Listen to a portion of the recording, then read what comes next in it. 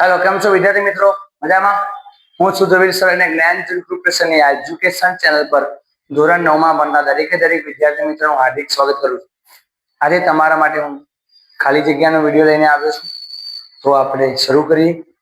પહેલી વસ્તુ, એક એટીએમ બરાબર ખાલી જગ્યા કરો. તો બેટા જુઓ, આ ચોપડીમાં બેઠું આપેલું છે એક એટીએમ બરાબર 760. તો એટીએમ શું છે?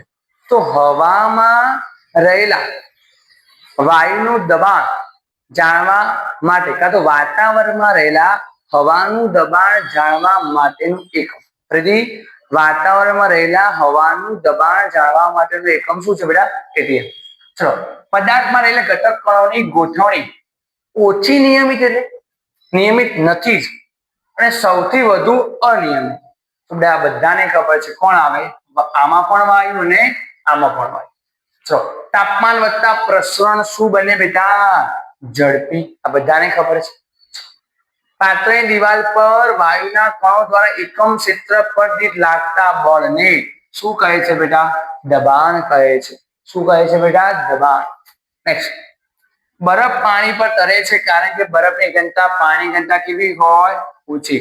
આપણો નિયમ છે, જે પદાર્થની ઘનતા પાણી ઘનતા કરતા ઓછી હોય તે પદાર્થ પાણી ઉપર તરે છે. ઓકે, ચેપ્ટર નંબર 1 આપણો અહીંયા પૂર્ણ થાય છે. વાત કરીએ બેટા ચેપ્ટર નંબર 2 ની.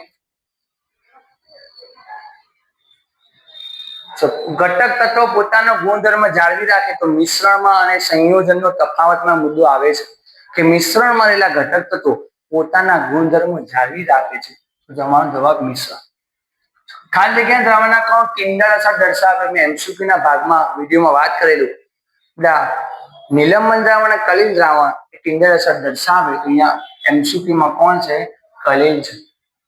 કાચા ફળોમાંથી ફ્રૂટ સલાડ બનાવો. જે ફેરફાર દેખીતો હોય, જે ફેરફારમાં ઘરનું પ્રવાહીનું વાયુ થતું હોય, આ બંને જ્યાં થતા હોય તો ભૌતિક ફેરફાર. બસ. તો બેટા અહીંયા શું આવશે? ભૌતિક ફેરફાર.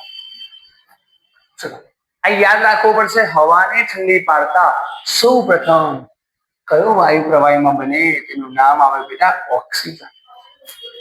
ઇમલ્શન આપણે ભણાવ્યું હતું. મેં ઇમલ્શન, ફેસ ક્રીમ, દૂધ એમસીક્યુ માં જવાબ આપતો આપેલ તમામ.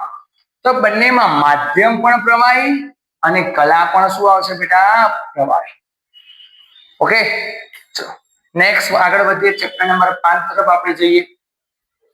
તો ચેપ્ટર નંબર 5 માં સરસ મજાનો પહેલો એમસીક્યુ જોરદાર છે. હવે રંજક કણના પ્રશ્નોમાં ભણેલા કે જે લીલા રંગનો હોય એને આપણે શું કહેવાય? ક્લોરોફિલ કહીએ છીએ. એ ચોપડીમાં ખાલી એટલું જ આપેલું છે. લીલા રંગ સિવાય કેટલીક વાર પીળા રંગના અને નારંગી. નારંગી એટલે શું બેટા? ઓરેન્જ રંગના પણ હોય છે, પણ એમાં ડીપમાં કલર આપ્યા નથી. 11 સાયન્સ ની બુકમાં હોય તો પીળો રંગ હોય ને ઝેન્થોફિલ કહેવાય,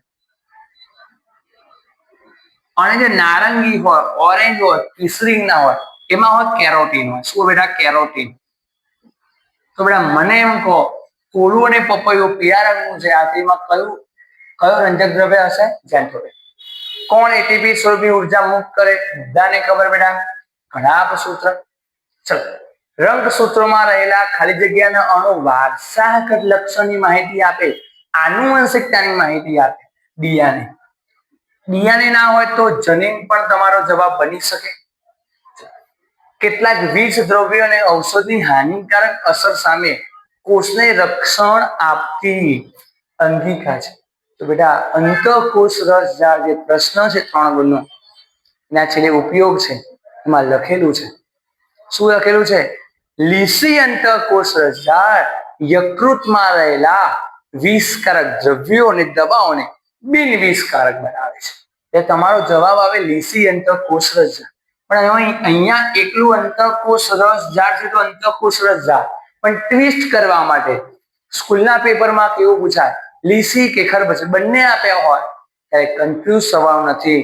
જવાબ આવશે, એક્ઝેક્ટ જવાબ આવે લીસી અંતઃકોષ રસજાળ.